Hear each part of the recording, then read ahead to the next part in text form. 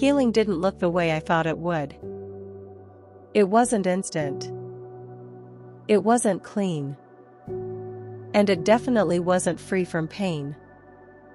Even as I was growing, I was still hurting. I didn't stop being a wife. I still cooked. Still cleaned. Still took care of our home. Still showed up for our son every single day. Responsibility didn't pause. Just because my heart was heavy. If anything, it became something I held on to. A way to stay grounded when everything else felt unstable. Over time, one small change happened. My younger stepson went back to live with his mother. And in a quiet way, that helped. Not because I didn't care for him, but because it gave me room to breathe.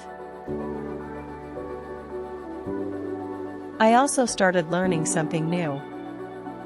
Control. Not over my situation, but over my reactions. I controlled my anger the best I could. I stopped asking questions about the affair. Not because I stopped caring, but because constantly confronting it was draining me. Still, I was human. And eventually, it became too much. I felt completely alone. So I made a decision.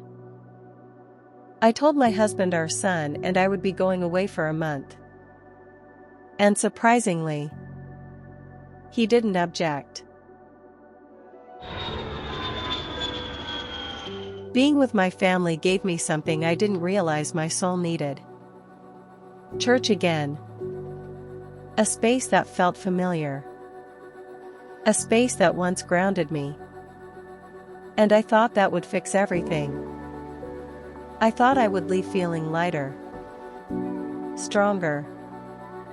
Whole again. But that month became one of the hardest periods of my life. The first 2 weeks, we spoke occasionally. Nothing deep. Nothing meaningful.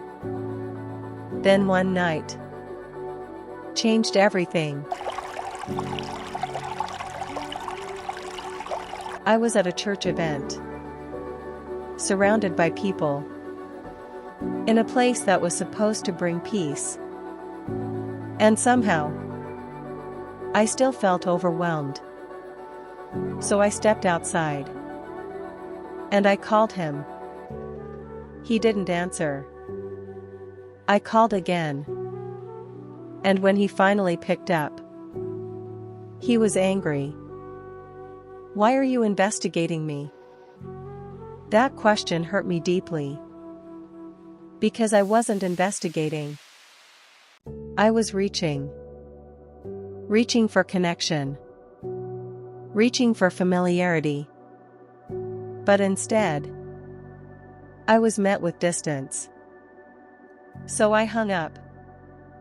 And I cried. I felt rejected. I felt angry. But in the middle of all of that, I realized something. I had stepped out of church to call him.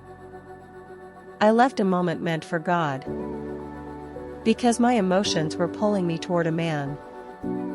And that realization broke me differently. Had I made him an idol? Had I placed him in a position only God should hold? Because even in a place of healing, he still controlled my emotions. And that shook me. Not just because of what he was doing, but because of what I allowed. The remaining weeks became quieter. He stopped calling. Stopped checking in. Didn't even ask about our son. And again, I was left with silence. So I prayed. Not calmly. Not perfectly. But desperately. God, please don't let me return to the same situation. I didn't want to go back unchanged. I didn't want to carry the same weight home. But even while praying, I was still fluctuating. One day I felt strong, full of revelation. And the next, I was crying again. That became my rhythm. Growth and breaking. Faith and frustration. Peace and pain. Existing at the same time. When it was finally time to go home, I didn't even tell him. I asked my friend to pick us up from the airport instead. Because honestly, I didn't know what I was returning to. I didn't know if anything had changed. When I got home, he was outside exercising. Our son was asleep in my arms. And without hesitation, he gently took him and carried him inside. Then he came back out. Quieter. Calmer. Different. He helped with the bags. And something about that moment felt unfamiliar. Not dramatic. Not emotional. Just different. Then I noticed something else. Words written on the bathroom mirror. Affirmations. You are appreciated. You are loved. All things are working together for your good. And I stood there looking at them. Not fully understanding. Not fully trusting it. But recognizing something I hadn't seen in a long time. A shift. Small. Unclear. But present.